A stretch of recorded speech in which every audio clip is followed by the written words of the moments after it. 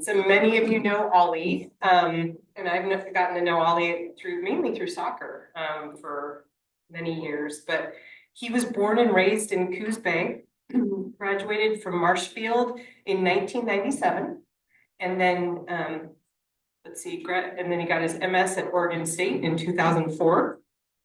He was hired at NHS by none other than our infamous Mr. Zagel over here. Kind of a mistake. In August of 2004. Coached football, track and field, boys and girls soccer. He won 3 state championships for boys soccer in 8 years, which is just an incredible achievement. Voted boys soccer coach of the year for 2016, 17, and 2023. And Ollie is just a really great guy. He's just been present at Newport High School, always there to help and encourage students. And this is a wholly different part of his life that he's going to tell us about today. And a lot of people don't know about it. And I think it's really interesting. Welcome, Ollie.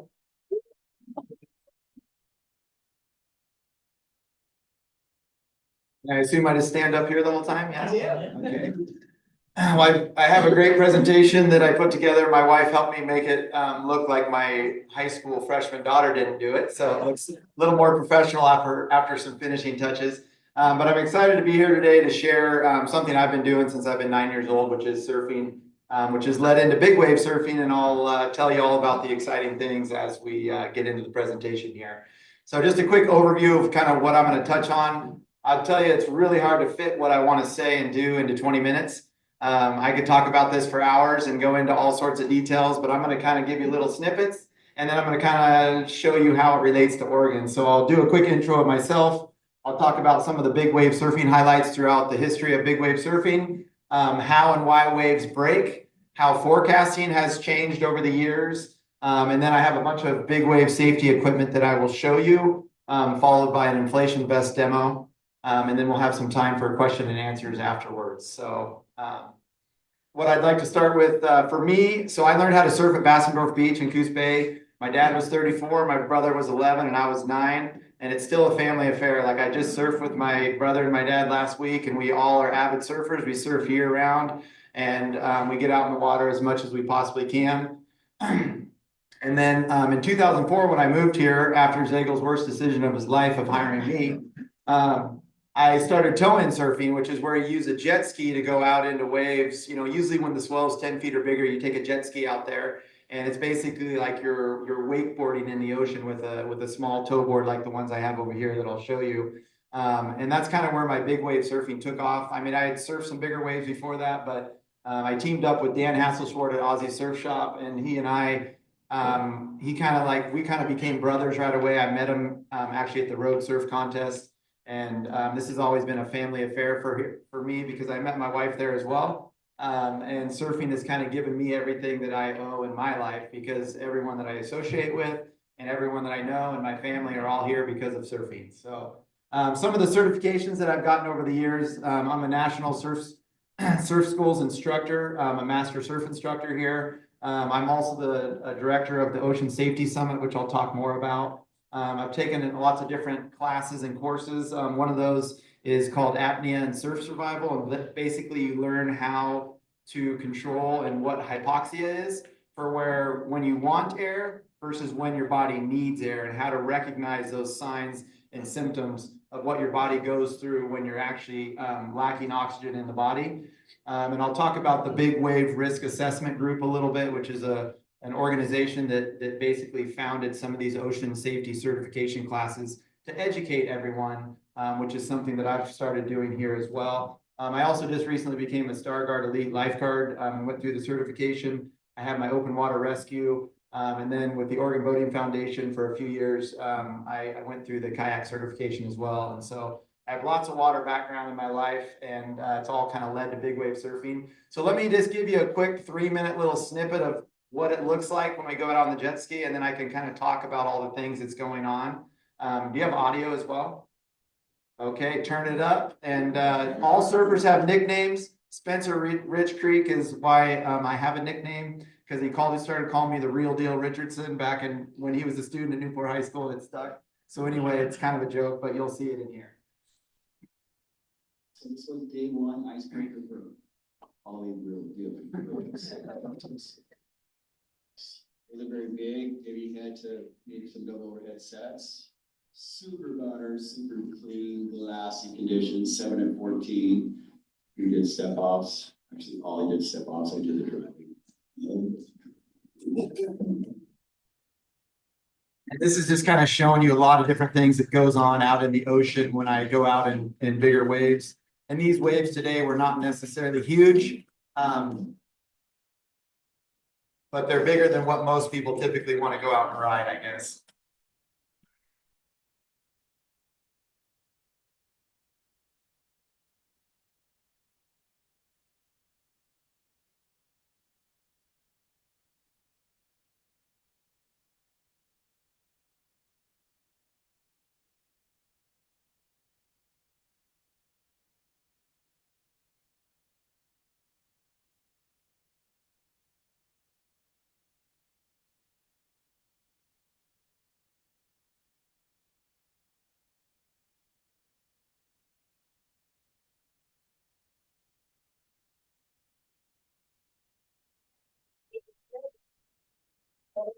Got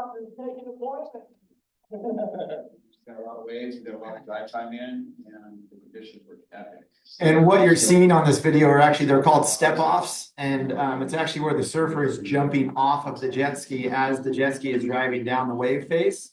And these waves are not necessarily too big to paddle into under your own power, but with where and how they break and the amount of current, it's almost impossible to get in position to catch them. And so we use the jet ski as an assist to get us, just like when you go to the mountain to go skiing or snowboarding, you use the lift to get you to the top of the mountain rather than skin or split board it. And this is all right here in Oregon as well, up in Lincoln City. All these photos and pictures and video.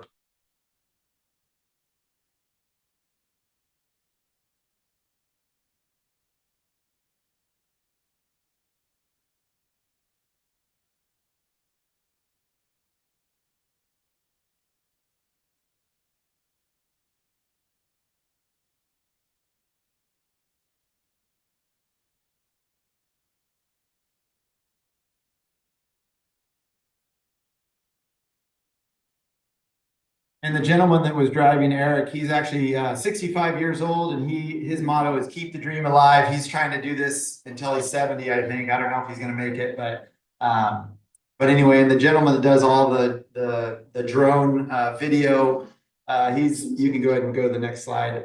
But his name's Casey Felton, and he has a lot of Instagram and social media stuff that he does. But he's an experienced drone pilot that puts the viewer right in the driver's seat. So a couple of highlights that have happened in the years through big wave surfing. Back in 1943 at Waimea Bay on the north shore of Oahu, there was a surfer that went out. There were two gentlemen that went out, and they went out at Sunset Beach, and the waves got so big because there was no forecasting models back there. They didn't know how and when the swell was going to get bigger or smaller, and they went out at Sunset Beach, and it became so big and powerful that they couldn't get back in. So they paddled 3 miles down to Waimea Bay. And one of the two gentlemen made it in. Dickie Cross passed away. And it took until 1957, almost 15 years later, everyone thought it was impossible to surf big waves at Waimea Bay. And then Greg Knoll in 1957 with a group of his friends went out and surfed Waimea Bay, and everyone thought they were going to die. I mean, there was ambulances on the beach, and it was a big spectacle. And that was kind of really when big wave surfing took off, and it was in Hawaii. And then here on the West Coast, Jeff Clark was someone who's actually surfed a break at Half Moon Bay called Mavericks, which is very well known in the big wave surf arena. And he surfed it for 15 years by himself. Nobody else would join him. Not until 1990 did he get some Santa Cruz surfers to join him, and then it just kind of blew up. There was a picture and article in Surfer Magazine that came out, and really big wave surfing on the West Coast took off as well. And then in 1992, Laird Hamilton and a few Hawaiians started tow-in surfing, where they started using a Zodiac and quickly switched to the more agile jet ski to do tow-in surfing in Hawaii. And then that opened up a whole new arena for big wave surfing, because now you could catch waves that were too big to paddle into, because there gets to be a certain size to to where you can't physically paddle into that wave, and it's not possible. And then here locally in Lincoln City, Nelscott Reef had their big wave surf contest, the Big Wave Classic in 2005. And it ran for about 15 years before it stopped. And then in 2011, I'll talk about the inflation vest, which we'll do the demo on. But that was created by Shane Dorian, who had a near-death experience at Mavericks. And most big wave surfers all have a near-death experience to where they thought they were going to die and they didn't. And I'll talk about some of the things that have changed over the years. And then with the forecasting improvements, the WSL, which is the World Surf League, which runs a professional surfing circuit around the world, they created the Big Wave World Tour. And that started in 2014-15. And so that's still going on today. And so I'm going to talk about some of these things as I go through, but that's like a very small highlight of big wave surfing and how it's come to Oregon and why we're here today. So real quick, let's just back up. How do waves break? Basically, you have a storm in the ocean. Wind blows on the surface of the water. It doesn't matter if it's a lake. It doesn't matter if the ocean. If it's a big enough body of water and the wind blows hard enough and long enough, it's going to create waves over a period of time. And basically, the rule of thumb is the bigger the storm and the stronger it is over a bigger fetch or area in the ocean, the larger the waves are going to be when they reach a shallow point. And it doesn't have to be on the beach here locally. Like there's a wave at Cortez Bank, which is 100 miles offshore of California. And there's a giant, huge wave that breaks out there when the conditions are right, because there's a shallow reef out there that it breaks on. So, and the wave energy that travels all the way across the ocean. Go ahead and go to the next slide. It's gonna, when it hits the shore, it's gonna determine how the waves break based upon the bottom. So most of everything in Oregon, it's all beach break or sand bottom. So what does sand do? Sand moves. And so that's why one of the reasons Oregon has never been on the big wave or surfing map for the most part. Most people that think surfing never think Oregon, because sand moves, it's inconsistent, it's unreliable, versus if you have a reef or a rock that is always in the same spot, and when waves hit that spot, it breaks in the same spot every single time, which creates consistency. And as surfers, we always look for a very consistent wave that breaks identical from one wave to the next, like a wave pool that you would see. And that makes it easier to catch waves and surf. And so most of our waves around here are sand bottom, which is like Agate Beach, South Beach, Otter Rock, versus steep bottom, which is like the whole 3-mile stretch up at Glen Eden or Lincoln Beach. It's a very steep beach up there, which means it gets deep offshore very fast. So when the swells come into to Glen Eden Beach, they break very close to shore and they're very powerful. It's a really dangerous beach. Unfortunately, usually someone dies there every year, and usually they're tourists because they don't realize the dangers. And then also some of our reef or rock bottoms are Boiler Bay, Nelscott Reef, and Scott's Reef. And those are all very consistent waves that break because the rock formation never moves. And so you just need the right swell and direction and wind in order for it to break. So the big thing in Oregon, most surfers look for swells that are 1 to 5 feet. Most people like to surf waves that are small, that don't have high consequences. And even experienced surfers, usually when the swell becomes 10 feet or bigger, there's very few people even around here that will go out when the swell is above 10 feet. The interval is basically the period between waves. And that's really the what they call the X factor. It's hard to predict, but basically if a typhoon happened in Japan on the other side of the Pacific Ocean, and we saw a big typhoon over there, surfers get excited on the West Coast because if it stays big enough and starts moving across away from Japan, it's going to send swells our way. And the longer those swells travel across the ocean, the more spread out they get, and it increases the interval. And basically every second of interval adds more energy to the wave and usually creates more consistent, or what we call epic conditions, for when the waves break. And you look out in the ocean, and even as a non-surfer, you can look out there like today and go, man, it's pretty clean out there. The wind is blowing from the right direction and it looks really smooth, and it doesn't look all choppy and bumpy and unorganized. So, but basically like a 20-second interval, the energy beneath the surface of the water is going to extend thousands of feet, versus like a 5-second interval might only go a couple 100 feet below the surface. And so if this is if my hand is the top of the ocean surface right here, and this is a wave traveling through the ocean, and the energy extends down here, and it comes into a landmass, as that energy comes in and pushes up, as that energy gets pushed up, that's when the wave actually breaks. And then wind, we always like less as surfers. Wind is always less is better, and anything over 20 knots can be really dangerous. And then the big thing in Oregon that we have to pay attention to is we have really extreme tides, especially during our king tides, where it can be over a 10-foot high and a -2-foot low. So in about 6 to 7 hours, you have 12 feet of water exchanging in the ocean, which creates really dangerous rip currents and rip tides.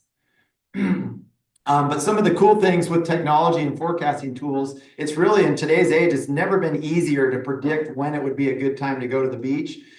Because you have NOAA's reports, you have the Coast Guard, you have weather radio, you have tons of information online from Surfline, Windy, Windfinder, the Weather Channel.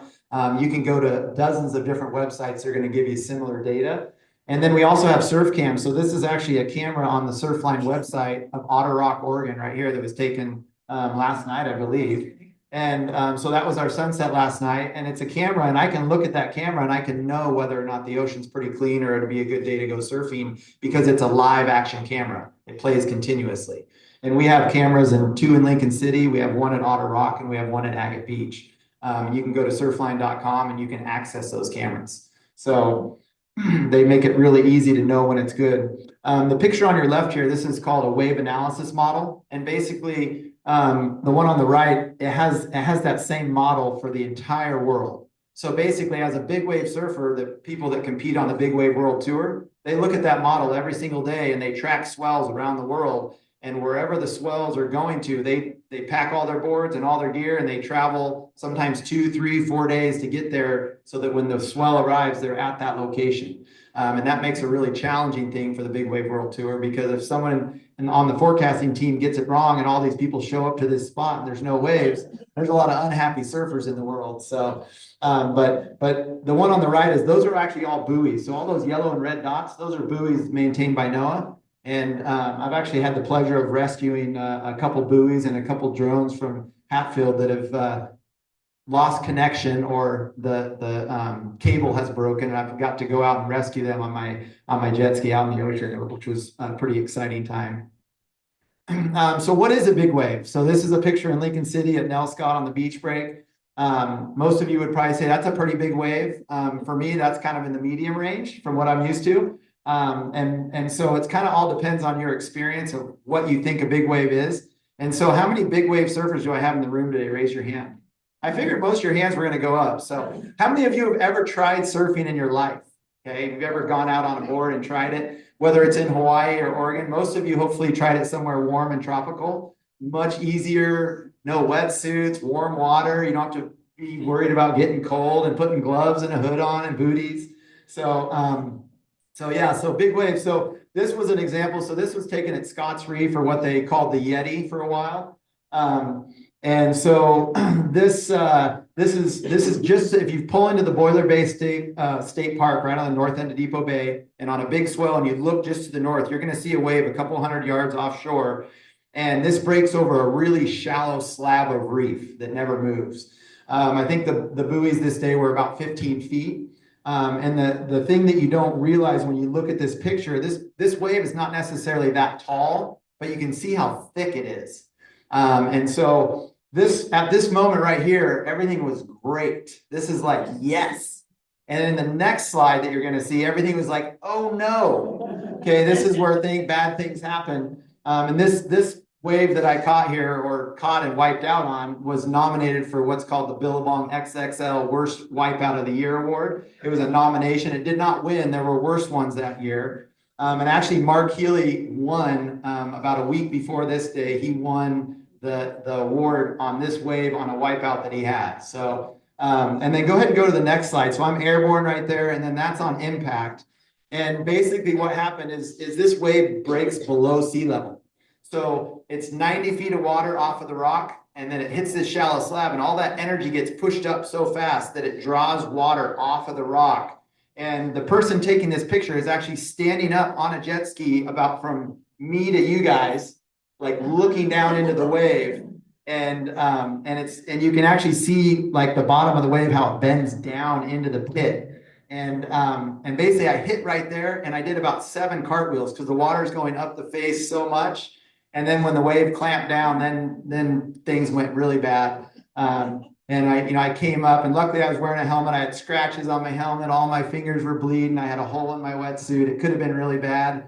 But I had so much adrenaline going that everything was good. But 3 weeks later, it still felt like I got into a car crash. Like I was still sore 3 weeks later. So, but that was a good time. I'm glad it turned out as well as it did.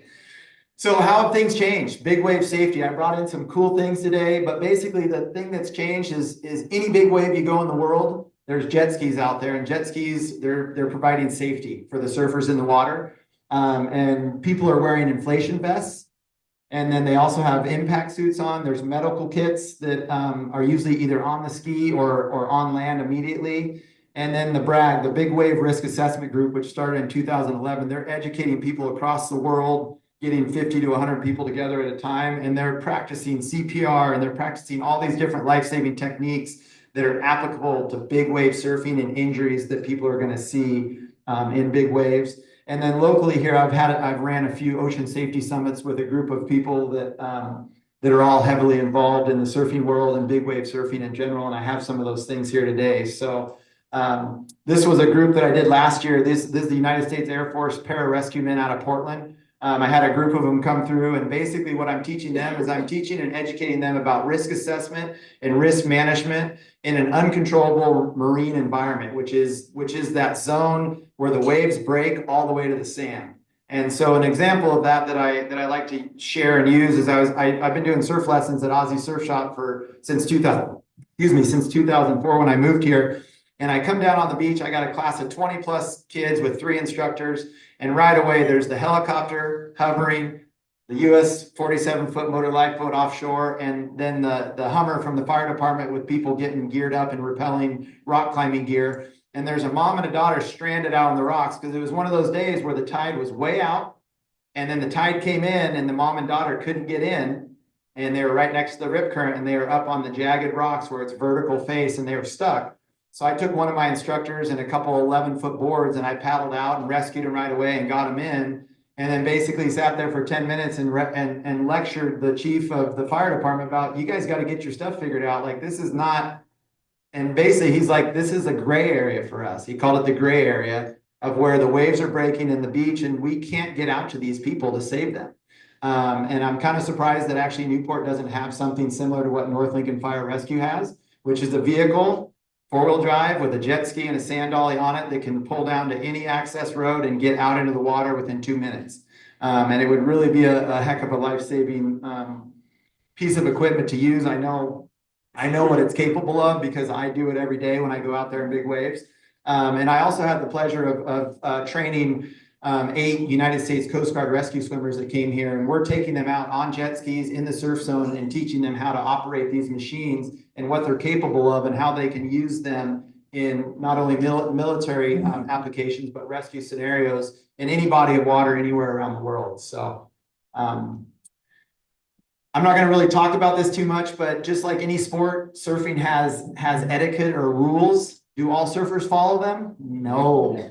And a lot of people get mad and angry, and if you ever go and you see a hostile surfer, it could be because somebody was not following the rules, even though you're not going to get arrested for not following them typically. But basically, these are the unwritten rules of surfing about not dropping in on somebody and making sure you're keeping control of your equipment, because the number one injury of surfing is getting hit by your board or somebody else's. And so these are all things that can help keep you safe out in the water that we teach in surf school. Next slide, John. And then obviously all the dangers. So obviously, yes, there are sharks out there. Have I ever seen a shark in my whole existence of surfing? No, I have not. Knock on wood. I usually see sea lions and all sorts of different sea life, longshore currents, and then rip current, rip tide, or undertow. They all mean the same thing. It's something that's drawing you out from the beach, out into the lineup, away from the beach. And then obviously rock and reef bottoms are very sharp and jagged. That's one of the nice things about surfing in Oregon is mostly beach breaks, hitting the sand. Usually, as long as you don't land right on your head, usually no major injuries. But if you're surfing over a sharp coral reef or a jagged rocks or full of urchins, bad things happen quickly. And these are some pictures and examples of that. And then the biggest thing that could save any one of your lives in this room right here is this is the danger. This is a rip current. And you have to learn to recognize those and understand how they work. And if you or anyone you know ever gets caught in a rip current, do not swim into the beach. Swim parallel to the beach as far and as hard as you can to get out of the rip current, and then let the swells and the waves push you back in. But if you try to paddle straight in, it's just like paddling upriver. You're never going to get there, and you're going to get fatigued and tired. That's something that I had the pleasure of teaching in my Oregon Outdoors class at Newport High School to all the students that I taught how to surf. And this is really the big danger. This is why people drown in Oregon, is because they get sucked out in a rip current and they can't get back to the beach, and they try to paddle straight back in rather than paddling parallel to the beach. So let's do a quick demo here. Do I have any volunteers that would like to put on a inflation vest and see how it works? All right. I was hoping Rob Thompson was going to raise his hand.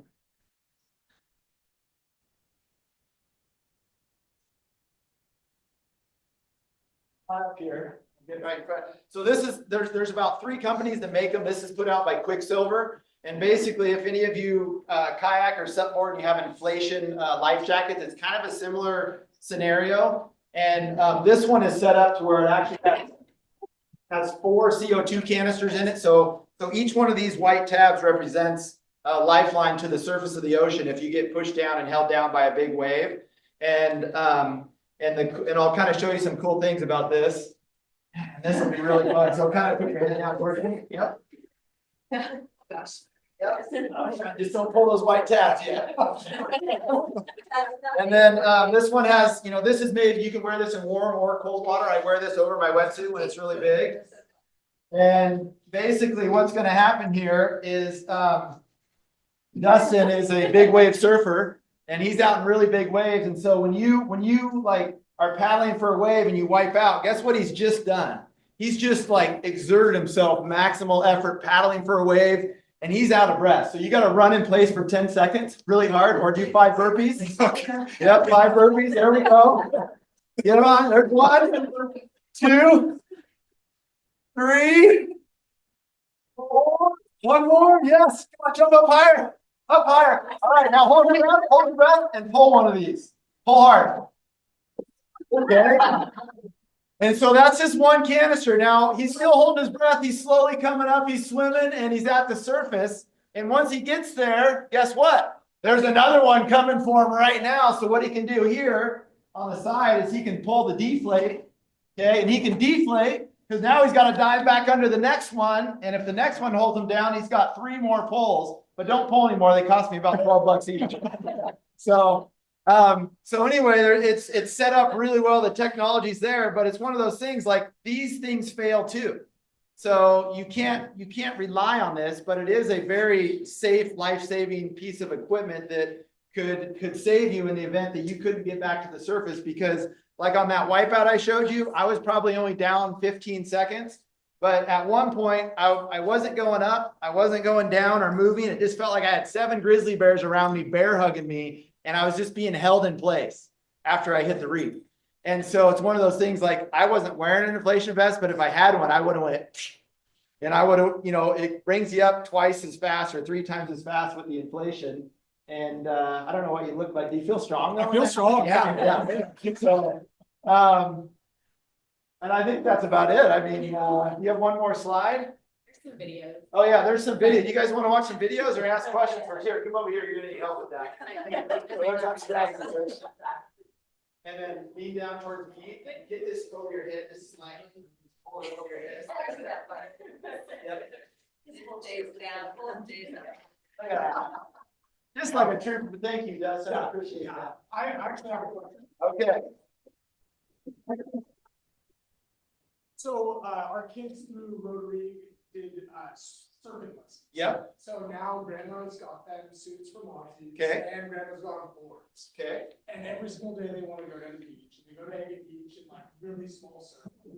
But I heard like Go King tags. Besides that, like what do I use? Like just like a tag app and Are you trying to predict the surf? basically just I don't want to be the bad dad that goes down there with them when it's like terrible conditions. So I get out there. Got it. 8 and 10 year olds. So, Yeah, I mean, I don't want to go far out. I would suggest, I mean, there's a lot of different resources, but for me, probably the #1 resource that I use now is the Surfline website. So if you go to surfline.com, they have, like I said, they have a camera at Agate Beach. They have cameras in Lincoln City. They have a camera at Otter Rock, and you can actually look at the conditions before you go. And on that page, it has every 3 hours, what is the swell doing? What's the interval doing? What is the wind doing? And the tides, first light, last light, all that information is right there on that one page. And it's pretty accurate. I look at other websites for wind. I don't feel like the wind is as accurate as it is on some of the other sites I use, but surfline.com is definitely one. And the reason I like Surfline is just because it has the cameras, and I can tell a lot from cameras just because I've been doing this for, I don't know how old I am now, but 35, 40 years, maybe not quite that long. But yeah, so I would go to that because you're asking about what the tide is doing, and I think they want like one. yeah, and ideally for learning how to surf and beginners and kids, like if the swell is 5 feet or smaller, it's a pretty good day to go to the beach. The smaller the swell, the less current, the less chance of getting sucked out in a rip current, the less power. You don't spend as much time fighting the ocean, and you kind of for a moment feel like you're in control even though you never are. And anytime you get cocky with being out in the ocean, like Mother Nature will just slap you down, put you on high spin in the washing machine, and you'll be like, oh yeah, I'm not in control. So, and some of the other things I talk about, this is called an impact suit. So it kind of looks like something you wear in football. It's got built-in flotation. This one's made by Patagonia, but there's other ones that are made. And a lot of times on big days, I'll wear this over my suit. If any of you have water skiing or barefoot or anything in the lake experience, you know, anytime you go over 40 miles an hour, the water gets pretty hard. You don't penetrate, you just skip. So this impact suit helps you penetrate because it has these channels on it. So when you hit the water going really fast, it kind of softens the blow a little bit. And then also this has what's called static flotation. So if I get knocked unconscious and I'm wearing this, I will come back to the surface eventually. It might not be immediate, but I will be back at the surface because it has built-in static flotation. So no matter what I do, I will end up at the surface of the ocean. Okay, which is pretty cool. And obviously in Oregon, you always have to have at least a 4-3 wetsuit, usually hooded. Buy one with a hood if you're going to surf in the winter. If you're just a summertime guy or girl, you probably don't need the hood. You can buy an external one, but you always want the 4-3 is just the thickness of the suit. Water temperatures are typically 50 degrees year round. Sometimes it gets as high as 60. Sometimes it drops into the high 40s, and that's where it hurts when you put your hand in the water. Obviously, when you're on a jet ski, a life jacket is needed for not only to abide by the law of Oregon, but I don't always wear this when I'm surfing. It just depends on the waves. And then obviously, we always have VHF radios. We have our phones out there as well. And then a lot of times on big days, especially, I'll either have this on the ski or on the beach. But basically, this is a kit put out by Bragg for any type of kind of major injury that you might have. It kind of has everything to stop bleeding or tourniquet or things like that in it that's ready to go in case you do have something bad happen. And until the ambulance or life-saving personnel arrive, you can probably take care of whatever it is with what's in here. Mainly, you know, the biggest thing would be probably to stop the bleeding. But most big wave surfers too, concussions are a huge issue, just like with anything. If you hit the water going 30, 40 miles an hour and you don't penetrate, you bounce and skip, or you land back and kind of get the head whiplash, concussions can be a pretty big issue as well. So it's something you just got to pay attention to. And then the big thing that I was going to show you guys too, because I'll show you on the videos, but this is called a rescue sled. So this is what goes on the back of the jet ski right here. It has 3 points of attachment, which keeps it really placed. But this is really what turns a jet ski into a rescue vehicle, because you have this big 5-foot platform that's soft, it's padded, it's got handles all over it, and you can come by the person in the water and grab them and get them onto that sled as quickly as possible and get them out of there before the next wave breaks. So this is really one of the main things that has transformed the jet skis into being a rescue watercraft. And like I said, any big wave that you go to in the world, you're going to see jet skis out there, and you're going to see jet skis with every one of them has one of these. There are different companies that make them, but those are all good things. Should I go over the rest of the equipment first, or should we let people go? Because I'm over 20 minutes. We're recording this, right? Okay. So what I'll do is I will post this on our I'll email it out, and then all your videos, and And then if you want, that way, because Yeah. people need to get going. Yeah, I know. Yeah. So. I tried to keep it to 20, but.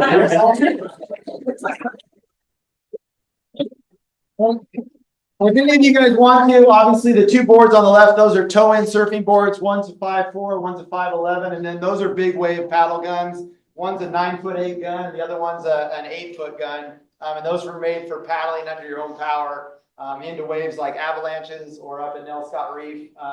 Those are boards that you would use to paddle into those types of waves.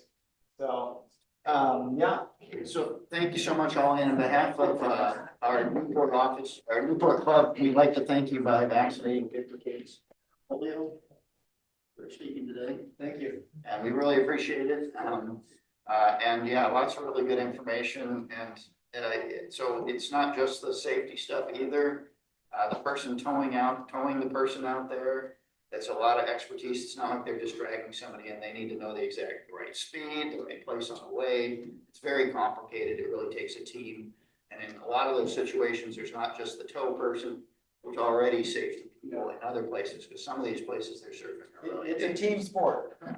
for anybody who also is interested in that, and because of one of Rotary's main focuses is the environment. I can tell you that the people that are involved in surfing are just like the people that are involved in other industries like this. They're very concerned with the health of the ocean, the health of the trash, all the things that we're also interested in.